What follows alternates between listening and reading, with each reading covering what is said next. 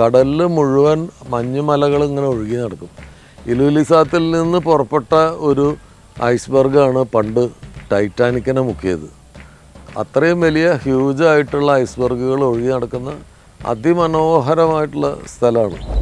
ഇപ്പുറത്തും കാടാണ്, വലതുവശത്തും ഇടതുവശത്തും കാടുകളാണ്. അപ്പോൾ ആ കാട്ടിലുള്ള മൃഗങ്ങൾക്ക് ഈ കാട്ടിലേക്ക് വരണമെന്നുണ്ടെങ്കിൽ ഈ ഹൈവേ കൂടെ വന്നു കഴിഞ്ഞാൽ അപകടങ്ങൾ ഉണ്ടാവാൻ തുടങ്ങി. ഒരുപാട് മൃഗങ്ങൾ ആക്സിഡൻറ്റിൽ മരിക്കാൻ തുടങ്ങിയപ്പോഴാണ് അവർക്ക് പാസ് ചെയ്യാനാണ് ഈ പാലങ്ങൾ. എല്ലാ നഗരത്തിലും എല്ലാ വീട്ടിലും 2-3 കാറുകളുണ്ടാവും. ഇവിടെ എല്ലാവർക്കും ഒരു കാറൊക്കെ ഉണ്ടാവുള്ളൂ, പക്ഷേ എല്ലാവർക്കും ഒരു സ്പീഡ് ബോട്ട് ഉണ്ടാവും. സാധാരണ ലോകത്തെല്ലായിടത്തും 5 ദിവസം ജോലി 2 ദിവസം അവധിയാണെങ്കിൽ ഇവിടെ 4 ദിവസം ജോലിയും 3 ദിവസം അവധിയാണ്. നമസ്കാരം. ഒരു പുതിയ യാത്രയുടെ വിശേഷമായിട്ടാണ് ഞാൻ വന്നിരിക്കുന്നത്. ഇതിനു മുൻപ് നമ്മൾ കെനിയയിലെ മസായി മാറയിലേക്കുള്ള യാത്രകളുടെ വിശേഷങ്ങളാണ് നിങ്ങളുമായിട്ട് പങ്കുവെച്ചത്. അതിന് വളരെ നല്ല അഭിപ്രായങ്ങളും വളരെ നല്ല അപ്രീസിയേഷനും കിട്ടിയിരുന്നു. ഇത് നോർത്ത് പോളിലേക്ക് നടത്തിയ ഒരു യാത്രയെക്കുറിച്ചാണ്. നോർത്ത് സർക്കിൾ യാത്രകൾ പല ഗ്രൂപ്പുകളും നടത്താറുണ്ട്. പക്ഷെ അതധികവും നോർവേയിലെ ഓസ്ലോവും ഡെൻമാർക്കിലെ കോപ്പൻഹേഗനും ഐസ്ലാൻഡും മാത്രം അടങ്ങുന്ന യാത്രകളാണ്. ഈ നോർത്തേൺ ലൈറ്റ്സ് കാണുക എന്നൊക്കെ പറഞ്ഞ പരിപാടികളായിട്ടാണ്. ഇത് ആക്ച്വലി നോർത്ത് സർക്കിള് ക്രോസ് ചെയ്യുന്ന ഒരു യാത്രയാണ്. ഞങ്ങൾ പോകുന്നത് നോർവേയിലെ ഓസ്ലോ നഗരത്തിലാണ്. അവിടെ നിന്ന് സ്വാൾബാർഡ്, ഐസ്ലാൻഡ്, അവിടെ നിന്ന് ഐസ്ലാൻഡിൽ നിന്ന് ഗ്രീൻലാൻഡിൽ നിന്ന് കോപ്പൻഹേഗൻ. എഗെയിൻ ഗ്രീൻലാൻഡിൽ പോകുന്ന ആളുകൾ ന്യൂക്ക് എന്ന് പറയുന്ന ആ ഗ്രീൻലാൻഡിൻ്റെ ക്യാപിറ്റൽ സിറ്റിയിൽ മാത്രമേ പോകാറുള്ളൂ. ഞങ്ങൾ ഈ ന്യൂക്ക് എന്ന് പറഞ്ഞ സ്ഥലത്ത് നിന്ന് 2 ദിവസത്തെ കപ്പൽ യാത്ര ചെയ്തിട്ട് ഇലൂലിസാത്ത് എന്ന് പറയുന്ന സ്ഥലത്തേക്ക് പോയി. ഗ്രീൻലാൻഡിലെ ഇലൂലിസാത്ത് എന്ന് പറയുന്ന സ്ഥലം. ഇലൂലിസാത്ത് ആണ് വേൾഡ് ക്യാപിറ്റൽ ഓഫ് ഐസ്ബർഗ്സ് എന്ന് പറയപ്പെടുന്നത്. അതായത് കടലിൽ മുഴുവൻ മഞ്ഞുമലകൾ ഇങ്ങനെ ഒഴുകി നടക്കും. ഇലൂലിസാത്തിൽ നിന്ന് പുറപ്പെട്ട ഒരു ഐസ്ബർഗാണ് പണ്ട് ടൈറ്റാനിക്കിനെ മുക്കിയത്. അത്രയും വലിയ ഹ്യൂജായിട്ടുള്ള ഐസ്ബർഗുകൾ ഒഴുകി നടക്കുന്ന അതിമനോഹരമായിട്ടുള്ള സ്ഥലമാണ്. അപ്പോൾ അവിടെയെല്ലാം ആണ് ഞങ്ങളുടെ യാത്രാ ലക്ഷ്യം. അങ്ങനെ ഞങ്ങൾ ബാംഗ്ലൂരിൽ നിന്ന് 2025 സെപ്റ്റംബർ 2-ാം തീയതി പുറപ്പെടുകയാണ്. അങ്ങനെ എയർപോർട്ടിലെത്തി ചെക്ക് ഇൻ ഫോർമാലിറ്റീസൊക്കെ കഴിഞ്ഞ് അവിടുത്തെ ലോഞ്ചിലേക്ക് നമ്മളുടെ ബാങ്ക് കാർഡൊക്കെ ഉപയോഗിച്ച് ലോഞ്ച് ഉപയോഗിക്കാം. ലോഞ്ച് ഫെസിലിറ്റിയിൽ സാധാരണഗതിയിൽ മദ്യവും ബിയറും വൈനും ഭക്ഷണമൊക്കെ ഫ്രീ ആയിട്ട് കിട്ടേണ്ടതാണ്. പക്ഷേ ഇപ്പോൾ അവിടെ അതിപ്പോൾ അദാനി ഗ്രൂപ്പൊക്കെയാണ് അത് നടത്തുന്നത്. അതുകൊണ്ട് ഫ്രീ മദ്യമൊന്നുമില്ല, ഭക്ഷണം കിട്ടും. മദ്യം വേണമെങ്കിൽ കാശ് കൊടുക്കണം. ഭയങ്കര ചാർജുമാണ് അവിടെ. പുറമേ ഉള്ളതിനേക്കാൾ ഇരട്ടി ചാർജാണ്. അപ്പോൾ എല്ലാവരും രാത്രി കുറച്ച് നിരാശയോടുകൂടി ഭക്ഷണം മാത്രം എടുത്ത് കൊണ്ടുവന്നിട്ട് ഇങ്ങനെ ഒരു ബിയറൊക്കെ മേടിച്ച് അങ്ങനെ ഇരിക്കുകയാണ്. ഭക്ഷണം കഴിക്കാൻ തുടങ്ങുന്ന സമയത്ത് അവിടുത്തെ യൂണിഫോം ധരിച്ചിട്ടുള്ള 2 പെൺകുട്ടികൾ എൻ്റെ അടുത്തേക്ക് വന്നു. ലാൽ ജോസ് അല്ലേ എന്ന് ചോദിച്ചു. അപ്പോൾ ഞാൻ അതേന്ന് പറഞ്ഞപ്പോൾ ഒരു വലിയ സന്തോഷം. എവിടേക്കാണ് യാത്ര എന്ന് ചോദിച്ചു. അപ്പോൾ ഞാൻ പറഞ്ഞു അങ്ങനെ നോർത്ത് പോളിലേക്ക് പോവുകയാണ്. അവർക്ക് ഭയങ്കര അത്ഭുതമായി. ഇപ്പോൾ ഇവിടുന്ന് ഓസ്ലോയിലേക്ക് പോവുകയാണ്. അവിടെ കഴിഞ്ഞ് ഞങ്ങൾ നോർത്ത് സർക്കിള് കവർ ചെയ്യും എന്നെല്ലാം പറഞ്ഞു. അപ്പോൾ അവർ 1 മിനിറ്റ് ഭക്ഷണം കഴിക്കാൻ വരട്ടെ എന്ന് പറഞ്ഞിട്ട് അവർ ഓടിപ്പോയി. പിന്നെ തിരിച്ചു വരുന്നത് അവരുടെ ഷെഫും അവരുടെ സൂപ്പർവൈസറൊക്കെ കൂടിയിട്ടാണ് വരുന്നത്. ഒരു ചെറിയ പീസ് കേക്ക് ബോൺ വോയാജെന്ന് എഴുതിയിട്ട് ആ കുട്ടികൾ അവരുടെ സമ്മാനമായിട്ട് കൊണ്ടുവന്ന് എന്നെ കൊണ്ട് അത് കട്ട് ചെയ്യിപ്പിച്ചു. ഞാൻ അവർക്കും അവരത് എനിക്കും ഒക്കെ സെർവ് ചെയ്തു തന്നു. അത് കഴിഞ്ഞ് ഞങ്ങൾക്കുള്ള മദ്യമൊക്കെ അവർ കോംപ്ലിമെൻ്ററി ആയിട്ട് തന്നു. അങ്ങനെ ഒരു നല്ല യാത്രയയപ്പ് ബാംഗ്ലൂരിൽ എയർപോർട്ടിൽ നിന്ന് നമുക്ക് കിട്ടി. ഇപ്പോൾ ബാംഗ്ലൂർ എയർപോർട്ട് ഇപ്പോൾ പോകാൻ ഭയങ്കര ഇഷ്ടമുള്ള ഒരു സ്ഥലമായി മാറി. കാരണം മുൻപും ഞാൻ അവിടെ വന്നപ്പോൾ മലയാളി കുട്ടികളുണ്ടായിരുന്നു. അപ്പോൾ അവർ നമ്മളെ നന്നായി ടേക്ക് കെയർ ചെയ്യും, നല്ല സർവീസ് തരികയൊക്കെ ചെയ്യുമായിരുന്നു. അപ്പോൾ മുഴുവൻ മലയാളി പെൺകുട്ടികൾ ആണ് അവിടെ വർക്ക് ചെയ്യുന്നത്. അതുകൊണ്ട് എനിക്ക് ഒരു അപരിചിതത്വം ഇല്ലാതെ നല്ല അറ്റൻഷൻ കിട്ടുകയും നല്ല സർവീസ് കിട്ടുകയൊക്കെ ചെയ്യാറുണ്ട്. അങ്ങനെ ഒരു ശുഭ ആരംഭവുമായി ഞങ്ങൾ വിമാനം കയറി ഓസ്ലോയിലേക്ക്. പക്ഷേ ഈ ഫ്ലൈറ്റ് ലുഫ്താൻസ എയറിലാണ്. ലുഫ്താൻസ എയർ ആദ്യം ഫ്രാങ്ക്ഫർട്ടിൽ ഇറങ്ങും, പിന്നെ വിമാനം മാറിയിട്ട് കയറണം. ലഗേജൊക്കെ ഓട്ടോമാറ്റിക്കലി വരും, പക്ഷെ നമ്മൾ മാറി കയറണം. അപ്പോൾ അവിടെ ഫ്രാങ്ക്ഫർട്ട് എയർപോർട്ടിൽ അഡീഷണൽ ഫോർമാലിറ്റീസൊക്കെ ഉണ്ട്. ഈ കണക്ഷൻ ഫ്ലൈറ്റിലേക്ക് പോകുന്ന യാത്രക്കാർക്ക് സ്പെഷ്യൽ ഫോർമാലിറ്റീസൊക്കെ ഉണ്ട്. അതൊക്കെ ചെയ്ത് ഞങ്ങൾക്ക് വിമാനം കയറേണ്ട ഗേറ്റിലേക്ക്, ഫ്രാങ്ക്ഫർട്ടിലെ ഈ ഓസ്ലോയിലേക്ക് പോകുന്ന ഫ്ലൈറ്റിൻ്റെ ഗേറ്റിലേക്ക് കുറച്ച് ദൂരം നടക്കാനുണ്ട്. അപ്പോൾ അങ്ങനെ നടന്നിട്ട് ആ ടെർമിനലിലേക്ക് കയറുമ്പോൾ അവിടെ പരിചയമുള്ള ഒരാൾ ബെഞ്ചിലിരിക്കണം. നല്ല പരിചയമുണ്ടല്ലോ ഇളയെന്ന് ഇങ്ങനെ ആലോചിക്കുമ്പോഴാണ് പെട്ടെന്ന് മനസ്സിലായത് ആൽബർട്ട് ഐൻസ്റ്റീനാണ്. ആൽബർട്ട് ഐൻസ്റ്റീൻ്റെ ജീവൻ തുളുമ്പുന്ന ഒരു പ്രതിമ അവിടെ ഒരു ബെഞ്ചിൽ ഇങ്ങനെ വരുന്ന യാത്രികരെ സ്വാഗതം ചെയ്തിരിക്കുന്നത് പോലെ സ്മൈൽ ചെയ്തുകൊണ്ട് ഇരിക്കുന്നു. ഞാൻ ഓടിച്ചെന്ന അദ്ദേഹത്തിൻ്റെ അടുത്തിരുന്ന് ഫോട്ടോസൊക്കെ എടുത്തു. അപ്പോഴാണ് മറ്റു യാത്രക്കാരത് ശ്രദ്ധിക്കുന്നത്. അപ്പോൾ അവരും അവിടെ ഇരുന്ന് പിന്നെ ഫോട്ടോ എടുപ്പിൻ്റെ ബഹളമായി. അവിടെ നിന്ന് ഞങ്ങൾ ഗേറ്റിലേക്ക് മൂവ് ചെയ്യണം. അപ്പോൾ സാധാരണ ഈ യൂറോപ്യൻ വിമാനത്താവളങ്ങളിലൊന്നും ഇപ്പോൾ സ്മോക്കേഴ്സ് ലോഞ്ച് എന്ന് പറഞ്ഞ പരിപാടിയില്ല. സിഗരറ്റും കിട്ടില്ല, സിഗരറ്റ് വലിക്കാനും പറ്റില്ല. പക്ഷേ ഇവിടെ ഞങ്ങളുടെ ഗേറ്റിനടുത്ത് തന്നെ ഒരു സ്മോക്കിംഗ് റൂമൊക്കെ ഉണ്ട്. പോകുന്ന വഴിക്ക് നല്ല ഉഗ്രൻ കടകളുണ്ട്, ഡ്യൂട്ടി ഫ്രീ ഷോപ്പുകളുണ്ട്. ഡ്യൂട്ടി ഫ്രീ ഷോപ്പുകളിലൊക്കെ ഈ മദ്യക്കുപ്പികൾ ഇങ്ങനെ നിരത്തി വെച്ചിരിക്കുന്ന കണ്ടാൽ മദ്യത്തിൻ്റെ കളക്ഷനുള്ള ആൾക്കാർ, സെലക്റ്റീവായിട്ട് മദ്യപിക്കുന്ന, റെസ്പോൺസിബിളി മദ്യപം കഴിക്കുന്ന ആളുകൾക്കൊക്കെ ഭയങ്കര കൗതുകം തോന്നിപ്പിക്കുന്ന, നമ്മൾ കേട്ടിട്ടില്ലാത്ത പേരുകളിലുള്ള മദ്യങ്ങളുണ്ട്. ഭയങ്കര വില കൂടിയ സ്വീറ്റ്സ് ഉണ്ട്. അതൊക്കെ നമ്മൾ സാധാരണ കണ്ടിങ്ങനെ നോക്കി വെള്ളമിറക്കി കടന്നു പോവുകയുള്ളൂ. കാരണം ഭയങ്കര വിലയാണ്. യൂറോയിൽ ഒക്കെ പൈസ കൊടുക്കേണ്ടി വരും എന്നുള്ളതുകൊണ്ട് നമ്മളതൊക്കെ നോക്കി സന്തോഷിച്ച് ഇങ്ങനെ കടന്നു പോകും.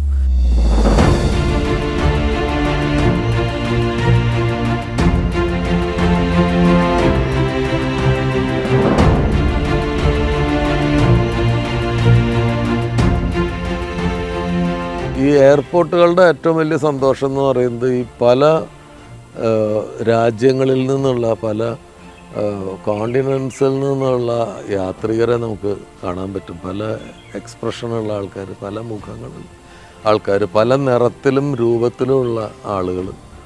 അങ്ങനെ ഈ എയർപോർട്ടിലൂടെ നടക്കുമ്പോൾ ഇടതുവശത്ത് മുഴുവൻ ഇങ്ങനെ ഓരോ നമ്പറുള്ള ഗേറ്റുകളാണ്. ഞങ്ങളുടെ ഗേറ്റ് കുറേ ദൂരെയാണ്. ഇപ്പോൾ ഈ പോകുന്ന വഴിയിൽ പുറത്ത് ഈ ലുഫ്താൻസ വിമാനങ്ങൾ, ലുഫ്താൻസയുടെ ഒരു മെയിൻ ഹബ്ബാണ് ഈ ഫ്രാങ്ക്ഫർട്ട് എന്ന് പറയുന്നത്. അപ്പോൾ അവിടെ കുറേ ലുഫ്താൻസ വിമാനങ്ങൾ നമുക്കിങ്ങനെ കാണാം. ഈ ആളുകളെ കയറ്റേണ്ട വിമാനങ്ങൾ ഇങ്ങനെ റിവേഴ്സ് എടുത്ത് ഗേറ്റിലേക്ക് കൊണ്ടുവന്ന് അടുപ്പിക്കുന്നതും, ചിലത് ഗേറ്റിൽ നിന്ന് ആളുകളെ കയറ്റി പോകുന്നതും ഒക്കെ നമുക്ക് കാണാം. അപ്പോൾ പുറത്ത് ഈ വിമാനങ്ങൾ കാണുകയും അത് കഴിഞ്ഞിട്ട് ഇങ്ങനെ അടുത്ത സ്ഥലത്തിനിടയിലുള്ള ചുമരിലേക്ക് ഇങ്ങനെ ക്യാമറ കയറുമ്പോൾ ഈ ഫ്ലൈറ്റിനകത്ത് ഇരിക്കുന്ന ചില പോസ്റ്റേഴ്സ്, ആളുകൾ ഇരിക്കുന്ന പോസ്റ്റേഴ്സ് ഉണ്ട്. ഇതിൽ നിന്ന് അതിലേക്ക് കയറുമ്പോൾ പെട്ടെന്ന് നമ്മൾ ഞെട്ടിപ്പോവും. പെട്ടെന്ന് വിമാനത്തിൻ്റെ ഉള്ളിൽ നമ്മൾ ഷൂട്ട് ചെയ്യുന്ന പോലെ തോന്നും. അത്രയും ജീവൻ തുളുമ്പുന്ന ഫോട്ടോസ് അവിടെ ചുമരുകളിലൊക്കെ അലങ്കരിച്ചിട്ടുണ്ട്.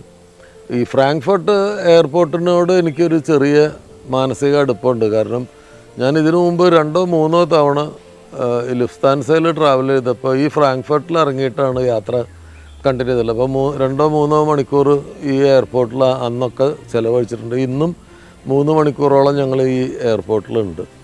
അപ്പം സന്ദർശിച്ചിട്ടുള്ള നഗരങ്ങളുടെ ലിസ്റ്റ് പണ്ട് ചോദിക്കുമ്പോൾ ഞാൻ ഒരു അർദ്ധസത്യം പറയുമായിരുന്നു.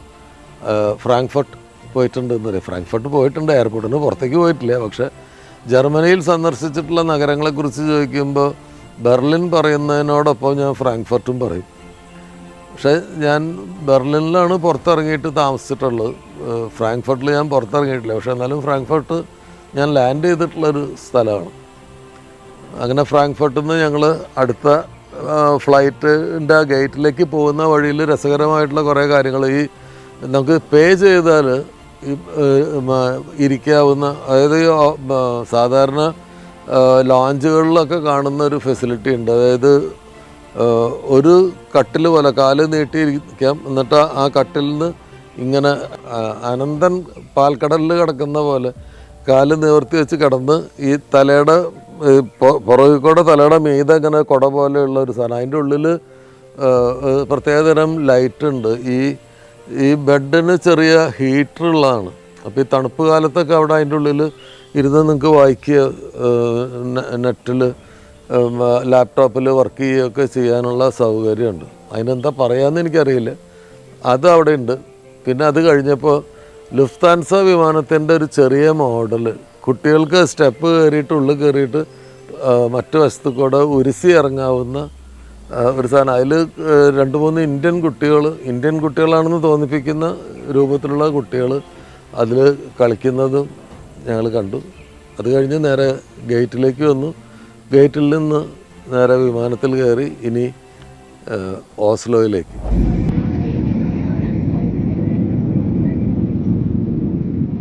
ഓസ്ലോയുടെ ആകാശ ദൃശ്യം.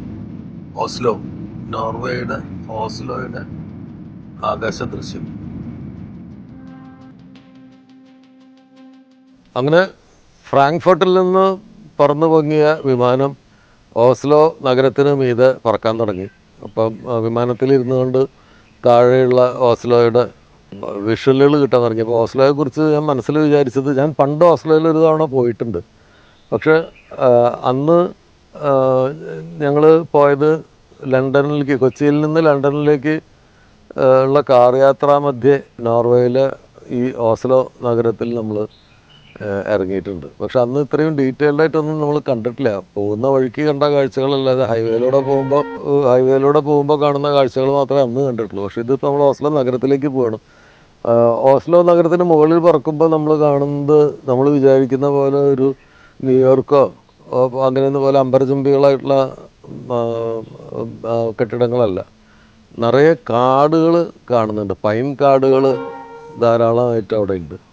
പൈൻ കാടുകളുണ്ട്. അതിനതിൻ്റെ മീതെ കൂടെ പറന്ന് നഗരത്തിൻ്റെ ഒരു വീക്ഷണം നമുക്ക് കിട്ടും. ചുറ്റും കാട്, ഈ നഗരത്തിനുള്ളിലും ഒക്കെ കാടുകൾ. വലിയ കെട്ടിടങ്ങളൊന്നും അവിടെ കണ്ടില്ല. അങ്ങനെ വിമാനം ഓസ്ലോയിൽ ലാൻഡ് ചെയ്തു.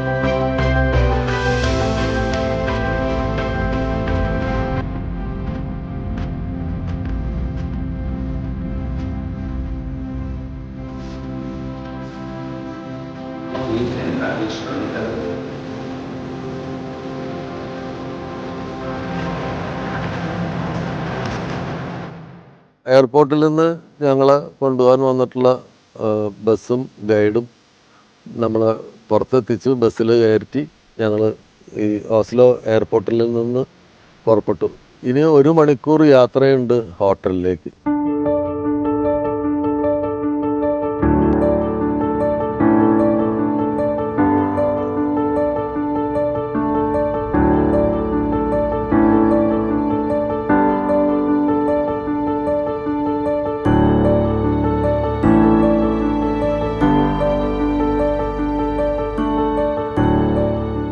ഈ ഹോട്ടൽ എന്ന് പറയുന്നത് 130 വർഷം പഴക്കമുള്ള അവിടുത്തെ ഹോട്ടലാണ്. പഴയ വുഡൻ സ്ട്രക്ചറൊക്കെ ഉള്ള അതിൻ്റെ ഒരു പഴയ സെക്ഷനുണ്ട്, പുതിയ സെക്ഷനുണ്ട്. ഈ ഹോട്ടലിലേക്കാണ് ഞങ്ങൾ പോകുന്ന വഴിക്കുള്ള കാഴ്ചകളിൽ ഈ കാടുകൾ ഒരുപാട് കാണാം. അപ്പോഴാണ് അതിനെക്കുറിച്ച് നമ്മൾ ഗൈഡിനോട് അന്വേഷിക്കുന്നത്. അപ്പം ഈ നോർവേ എന്ന് പറയുന്ന രാജ്യത്തിൻ്റെ 33%, 2022 കണക്ക് പ്രകാരം 33% ഗവൺമെൻറ് കണക്കിൽ കാടുകളാണ്. ഇപ്പോൾ റീസെൻ്റ്ലി നടത്തിയിട്ടുള്ള പ്രൈവറ്റ് പാർട്ടീസിൻ്റെ ഇതിൽ ഭൂരിപക്ഷം പേരും പറയുന്നത് അതൊരു 40% വരെ കൂടിയിട്ടുണ്ട് കാടുകളെന്നാണ്. കാടുകൾ നിലനിർത്തുന്നതിനും പുതിയതായിട്ട് കാടുകൾ വളരാൻ വേണ്ട സാഹചര്യം ഒരുക്കുന്നതിലും ഗവൺമെൻറ് ശ്രദ്ധരാണ്. പിന്നെ മൃഗങ്ങളുണ്ട്. ബ്രൗൺ ബെയർ, തവിട്ട് നിറത്തിലുള്ള കരടികൾ, പിന്നെ പല വെറൈറ്റിയിലുള്ള ഫോക്സുകൾ, കുറുക്കന്മാർ. നമ്മൾ കുറുക്കന്മാർ ബ്ലാക്ക് ബാക്ക്ഡ് ജാക്കലിനെയൊക്കെ നമ്മൾ കെനിയയിൽ മസായിമാറയിൽ കണ്ടിരുന്നു. ഇത് അത് ജാക്കൽ എന്ന് പറയുന്നത് കുറുനരിയാണെന്ന് അന്ന് നമ്മളുടെ കമൻറ്റ് ബോക്സിൽ ആരോ കമൻറ്റ് ചെയ്തിരുന്നു. ഇത് ഫോക്സുകൾ തന്നെയാണ്. പല ബ്രൗൺ ഫോക്സ്, പല പേരുകളിലുള്ള ഒരുപാട് കുറുക്കന്മാരുണ്ടെന്നാണ്. അതിനെ കാണാൻ പറ്റുന്നതാണ് പറയുന്നത്. പലതരം മൃഗങ്ങൾ ഈ കാടുകളിലുണ്ട്. ഈ പോകുന്ന വഴിയിൽ മുഴുവൻ പാലങ്ങൾ കാണാം. ഈ ഹൈവേ ക്രോസ് ചെയ്തിട്ടുള്ള പാലങ്ങൾ തുടർച്ചയായിട്ട് കാണാം. നമ്മുടെ പുതിയ ഹൈവേ ഒക്കെ വരുമ്പോൾ ഈ മേൽപ്പാലങ്ങൾ എത്രമാത്രം ഇമ്പോർട്ടൻ്റ് ആണെന്ന് ഈ ഓസ്ലോ നഗരത്തിൽ പറയുമ്പോൾ ആ സ്ഥലങ്ങളിലൊന്നും അത്ര അധികം ജനവാസമുള്ളതായിട്ടൊന്നും കാണാനില്ല. പക്ഷേ എന്നാലും ഈ മീതക്കോടെയുള്ള പാലങ്ങളുണ്ട്. അപ്പോൾ ഗൈഡ് പറയുന്നത് ആളുകൾ കുറവാണല്ലോ, എന്തിനാണ് ഇത്രയധികം പാലങ്ങളെന്ന് ചോദിച്ചപ്പോൾ അവർ പറഞ്ഞാൽ അത് വൈൽഡ് ലൈഫിനെ ഡിസ്റ്റർബ് ചെയ്യാതിരിക്കാൻ വേണ്ടിയിട്ടാണ്.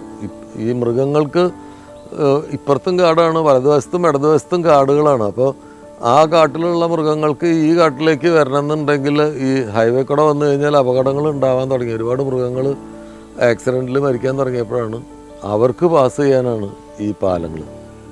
എത്ര ശ്രദ്ധ വൈൽഡ് ലൈഫിന് കൊടുക്കുന്നുണ്ടെന്നുള്ളതിൻ്റെ ഏറ്റവും വലിയ തെളിവാണ്. ഈ വൈൽഡ് ലൈഫിന് ക്രോസ് ചെയ്യാൻ വേണ്ടിയിട്ടാണ് ഈ പാലങ്ങൾ, മെജോറിറ്റി പാലങ്ങളും.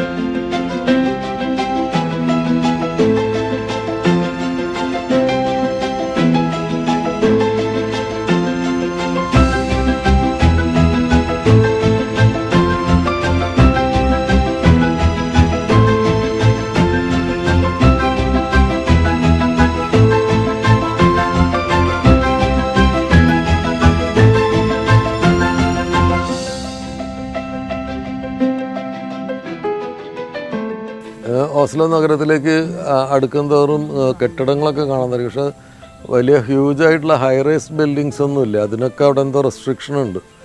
ഈ വൈൽഡ് ലൈഫിനെ ഒന്നും ബാധിക്കാത്ത രീതിയിലുള്ള കെട്ടിടങ്ങൾ, ഒരു നില 2 നിലയുള്ള കെട്ടിടങ്ങളാണ് സൈഡിൽ മുഴുവൻ.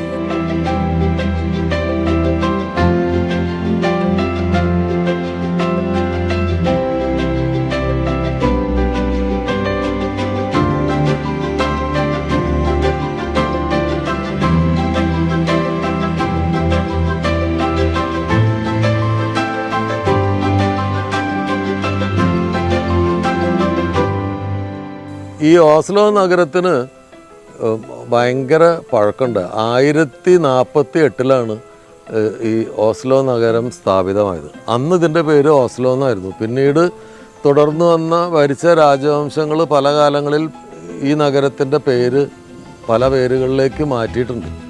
പക്ഷെ 1600കളിൽ ഒരു വലിയ ഗ്രേറ്റ് ഫയർ എന്ന് പറയുന്ന ഒരു തീപിടുത്തം ഉണ്ടാവുക, ഈ നഗരം മുഴുവൻ നശിക്കുകയും ചെയ്തു. പിന്നീട് അത് പുനർനിർമ്മിക്കപ്പെട്ടു. 1924 കാലഘട്ടം വരെ പല പേരുകളിൽ അറിയപ്പെട്ടെങ്കിലും 1924 വീണ്ടും പേര് ഓസ്ലോ എന്ന് തന്നെ റീഇൻസ്റ്റേറ്റ് ചെയ്തു. ആ പേര് വീണ്ടും റീസ്റ്റോർ ചെയ്തു. സെക്കൻഡ് വേൾഡ് വാറിന് ശേഷം ഈ നഗരത്തിന് വലിയ വ്യാവസായികമായിട്ടുള്ള സാമ്പത്തികമായിട്ടുള്ളൊരു വലിയ കുതിപ്പ് ഉണ്ടായി. 1952 53 ഈ വിൻ്റർ ഒളിമ്പിക്സിന് ഈ നഗരം ആതിഥേയത്വം വഹിച്ചു. ഓസ്ലോ നഗരം ഇപ്പോൾ ഈ തൊഴിലാളികൾക്ക്, വർക്കിംഗ് ക്ലാസ്സിന് ഭയങ്കര ഫേവർ ചെയ്യുന്ന ഒരു സ്ഥലമാണ്. സാധാരണ ലോകത്തെല്ലായിടത്തും 5 ദിവസം ജോലി 2 ദിവസം അവധിയാണെങ്കിൽ ഇവിടെ 4 ദിവസം ജോലിയും 3 ദിവസം അവധിയാണ്. പിന്നെ ദിവസം മറ്റെല്ലാ സ്ഥലത്തും 8 മണിക്കൂർ ജോലി ചെയ്യുമ്പോൾ ഇവിടെ 6 മണിക്കൂർ ജോലിയുള്ളൂ. അങ്ങനെ വർക്കിംഗ് ക്ലാസ്സിന് വേണ്ടിയിട്ട് നിലകൊള്ളുന്ന ഒരു സർക്കാരുള്ള ഒരു സ്ഥലമാണ്. ഇവിടെ ആളുകൾ കുറച്ച് ലേഡ് ബാക്ക് ആയിട്ടുള്ള സ്ഥലമാണ്. തൊഴിലാളികൾക്ക് വേണ്ട എല്ലാ സൗകര്യങ്ങളും ചെയ്തു കൊടുക്കുന്ന ഒരു ഗവൺമെൻറ്റാണ് അവിടെ ഉള്ളത്.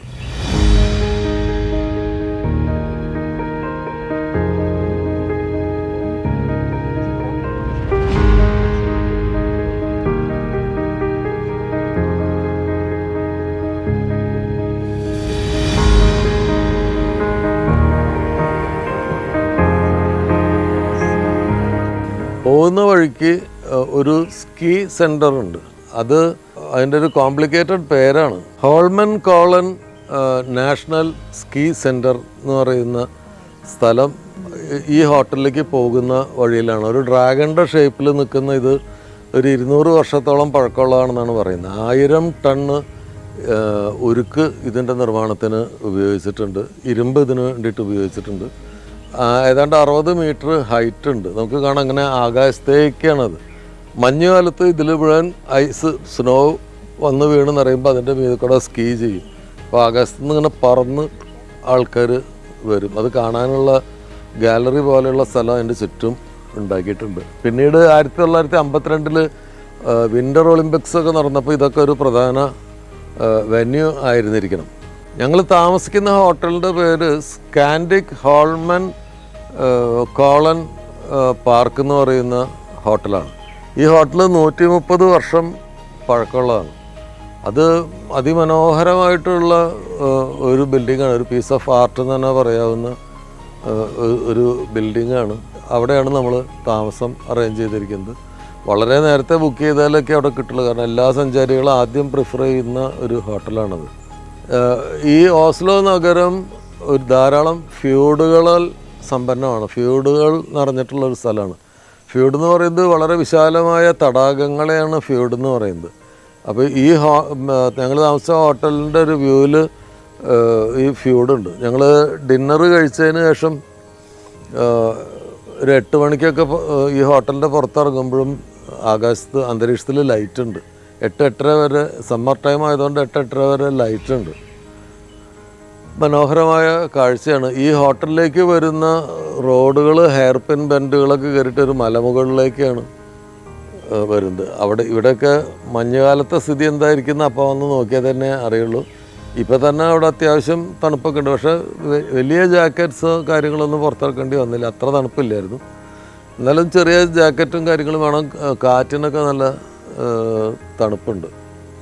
അങ്ങനെ ഓസ്ലോയിലെ ആദ്യത്തെ രാത്രി ഞങ്ങളുടെ റൂം വളരെ മനോഹരമായിട്ടുള്ളൊരു റൂമാണ്.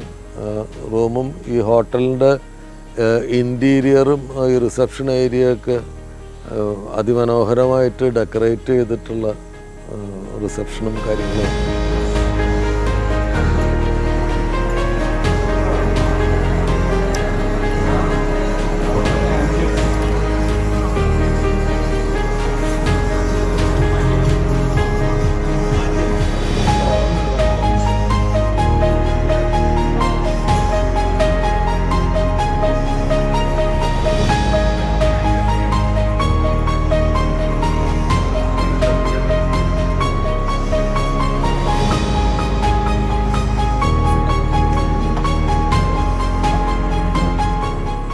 ഒരുപാട് കാഴ്ചകളുണ്ട്. അവിടെ ഈ പോളാർ ബെയറിനെയൊക്കെ സ്റ്റഫ് ചെയ്തൊക്കെ വെച്ചിട്ടുണ്ട്. അത് കഴിഞ്ഞ് റൂമിലേക്ക് കയറി അന്നത്തെ രാത്രി എല്ലാവരും തളർന്ന് കിടന്നുറങ്ങി. അങ്ങനെ രാത്രിയിൽ സമാധാനപൂർണമായ ഉറക്കത്തിനും ശാന്തമായ ഉറക്കത്തിനും ശേഷം രാവിലെ നേരത്തെ എഴുന്നേറ്റ് ലോബിയിലേക്ക് വന്നു. കാരണം ബ്രേക്ക്ഫാസ്റ്റ് 7 മണിയാകുമ്പോൾ തുടങ്ങും. അപ്പോൾ അതിനു മുമ്പ് താഴെ വന്ന് എനിക്ക് പ്രഭാതത്തിൻ്റെ വെളിച്ചത്തിൽ ഹോട്ടലിൻ്റെ വീഡിയോ എടുക്കണമെന്നുണ്ടായിരുന്നു. അങ്ങനെ പുറത്ത് വന്നു. ഹോട്ടലിന് പുറത്ത് നമ്മൾ വിചാരിച്ച പോലത്തെ ഒരു പ്രഭാത വിഷ്വലുകൾ കുറവായിരുന്നു. കാരണം മൂടൽമഞ്ഞുണ്ടായിരുന്നു. താഴ്വാരത്തിൻ്റെ വിഷ്വലുകളുടെ മീതൊക്കെ ചെറിയ മൂടലുണ്ടായിരുന്നു. പക്ഷെ എന്നാലും ഓസ്ലോ നഗരം താഴെ ദൂരെ കാണാം. ദൂരെ വിശാലമായിട്ടുള്ള ഫ്യൂഡ് കാണാം. ഈ ഫ്യൂഡ് ഗ്ലേസിയേഴ്സിൽ നിന്നുള്ള മഞ്ഞ് ഉരുകി വരുന്ന വെള്ളമാണ് ഫ്യൂഡായിട്ട് ഇവിടെ തളം കെട്ടി കിടക്കുന്നത്. ഈ ഓസ്ലോയിലുള്ള ഈ ഫ്യൂഡാണ് ഞങ്ങളിന്ന് ആദ്യം സന്ദർശിക്കാൻ പോകുന്നത്. ഏതാണ്ട് 100 കിലോമീറ്റർ ചുറ്റളവുള്ള ഫ്യൂഡാണ്. ഇത് കടൽ പോലെ കിടക്കുന്ന ഫ്യൂഡാണ്. മുകളിൽ നിന്ന് നമുക്ക് അതിൻ്റെ ഒരു ദൃശ്യം കാണാം. പിന്നെ ഞാൻ ഹോട്ടലിൻ്റെ പകല് പ്രഭാത ദൃശ്യം പുറമേ നിന്നുള്ള പ്രഭാത ദൃശ്യത്തിൽ അതിൻ്റെ വീഡിയോ എടുത്തു.